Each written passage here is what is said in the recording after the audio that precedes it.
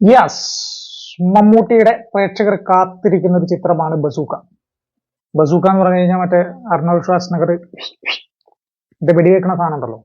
അപ്പൊ മമ്മൂക്ക ചിലപ്പം അതൊക്കെ ഇതിനകത്ത് ഉപയോഗിക്കുന്നുണ്ടാവും എന്ന് നമുക്ക് പ്രതീക്ഷിക്കാം. അപ്പൊ ഏകദേശം ഇന്ന് രാവിലെ റിലീസായതാണ് ടീസർ ഇപ്പൊ ഈ വൈകിട്ട് ഇപ്പൊ ഞാൻ ഈ വീഡിയോ ഷൂട്ട് ചെയ്യുന്ന സമയം 5 മണിയാകുമ്പോഴത്തേക്ക് ഒരു 1.5 മില്യൺ, അതായത് ഒരു 6 മണിക്കൂർ കൊണ്ട് 1.5 മില്യൺ വ്യൂസ് കയറിയ ഒരു ടീസർ. നമുക്ക് ടീസർ ഒന്ന് കാണാം. Teaser okay. ബെഞ്ചമിൻ, തന്നോട് പല പ്രാവശ്യം പറഞ്ഞിട്ടുള്ളതല്ലേ ആവശ്യമില്ലാത്ത പരിപാടിക്ക് പോരുന്നു. എനിക്ക് തലവേദന ഉണ്ടാക്കി വെക്കാം. സാർ എന്താ സാർ ഈ പറയുന്നത്?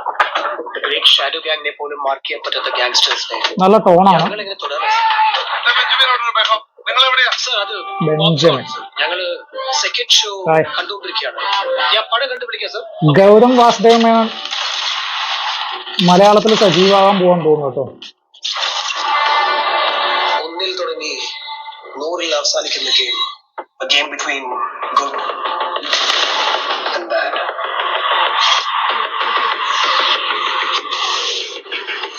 ഓ, കിടിലം വണ്ടി. ഓ, ടോണൊക്കെ നമുക്കൊരു KGF-ന്റെ ഒരു ഫീൽ അല്ലേ നോക്കി.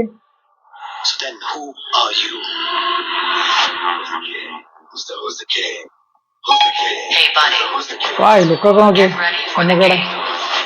It's tuxedo time. ഓ, വിന്റേജ് ഷെവർലെറ്റ് വിന്റേജ് സാധനം. മ്യൂസിക് നോക്കി. അപ്പൊ പണിയാണ്. 16 പണി. ബസൂക്ക. ഈ കഥയിൽ നിങ്ങളുടെ റോൾ നമ്മൾ ചെയ്യാത്ത റോളൊന്നുമില്ല.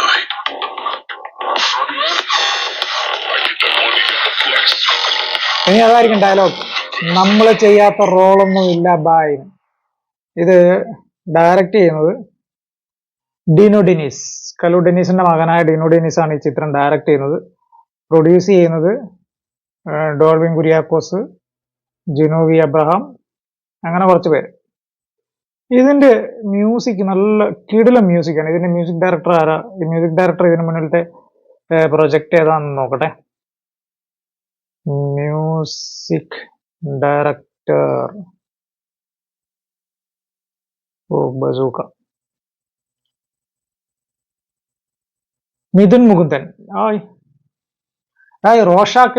റോഷാക്കിലെ മ്യൂസിക് ഡയറക്ടറാണ് മിഥുൻ മുകുന്ദൻ.